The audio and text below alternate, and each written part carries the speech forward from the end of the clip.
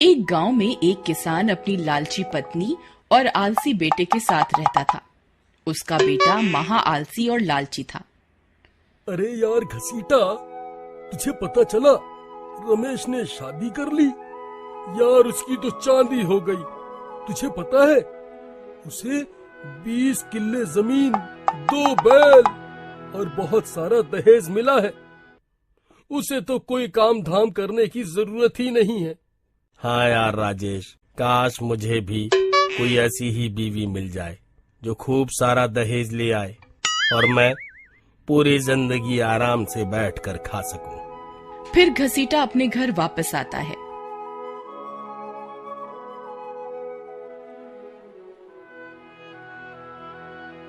आओ मेरे लाल, मेरा राजा बेटा आ गया।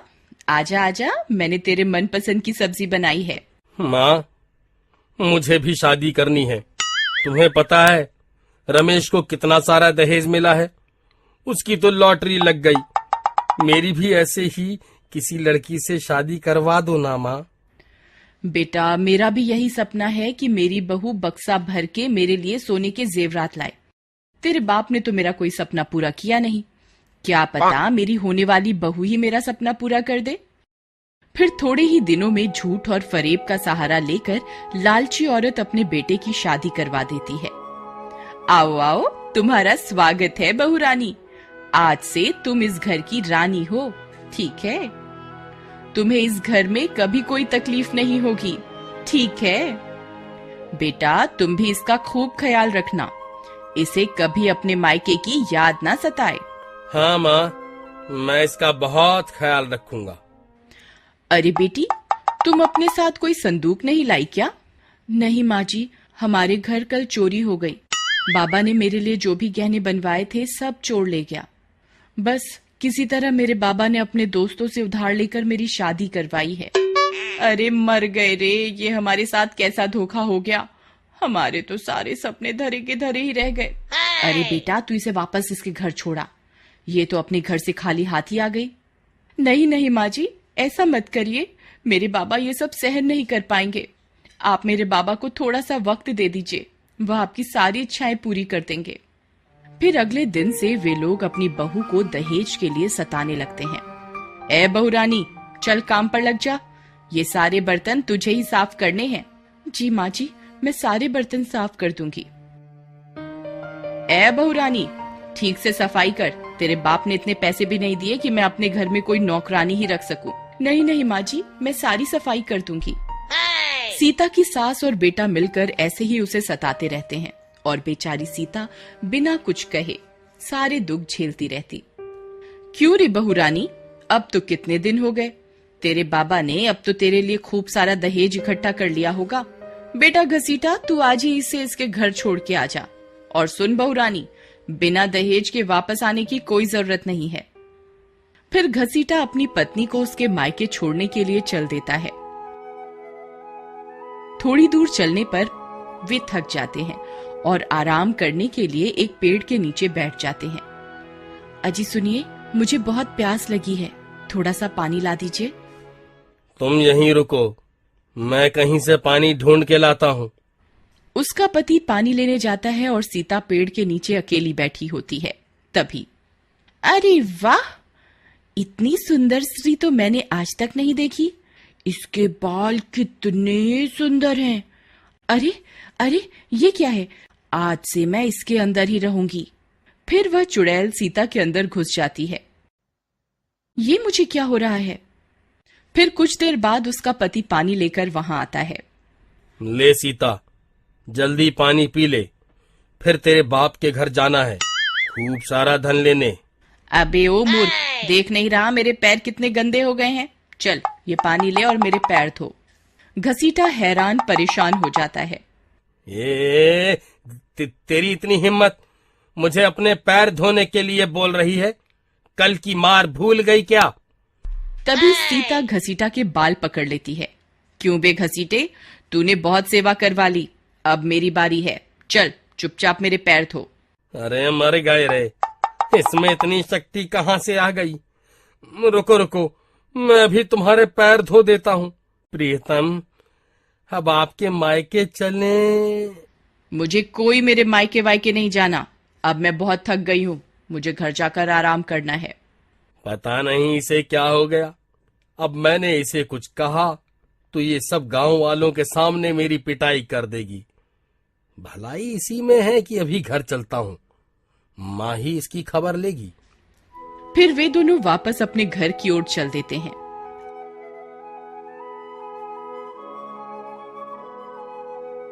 आ गया मेरा राजा बेटा, इतनी जल्दी कैसे आ गए? तुम्हारे हाथ खाली क्यों हैं?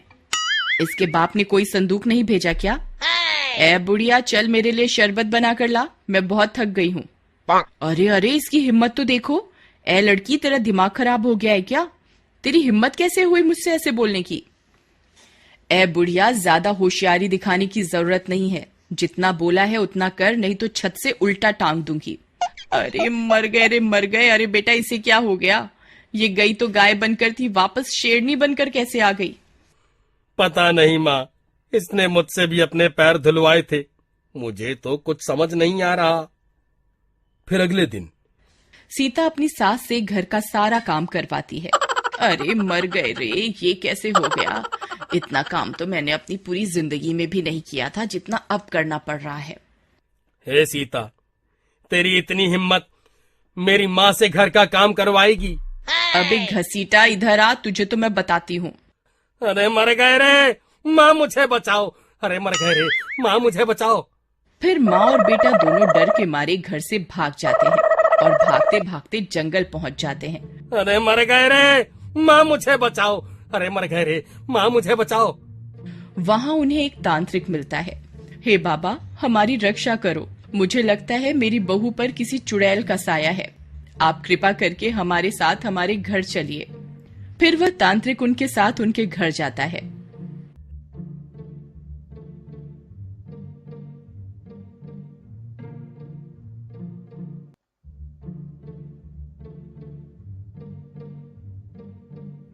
ए लड़की, कौन है तू? अभी बता, नहीं तो तुझे अभी के अभी भस्म कर दूंगा। ए तांत्रिक, मुझे लगता है तेरी मौत तुझे यहाँ खींच कर लाई है।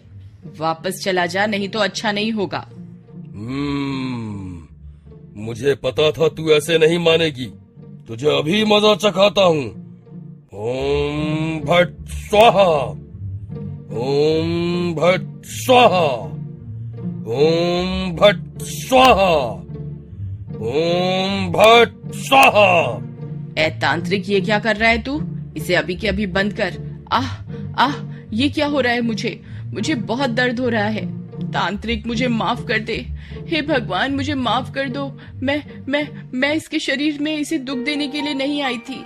मैं तो इसे इन पापियों से बचाने के लिए आई थी। इसकी सास और पति मिलकर इसे सताते थे, मैं तो उन्हें सबक सिखाने के लिए इसके अंदर रुकी हुई थी। तांत्रिक ये सब सुनकर तांत्रिक मंत्र का जाप करना बंद कर देता है। ये तुम क्या कह रही हो? क्या ये लोग तुम्हें सताते थे?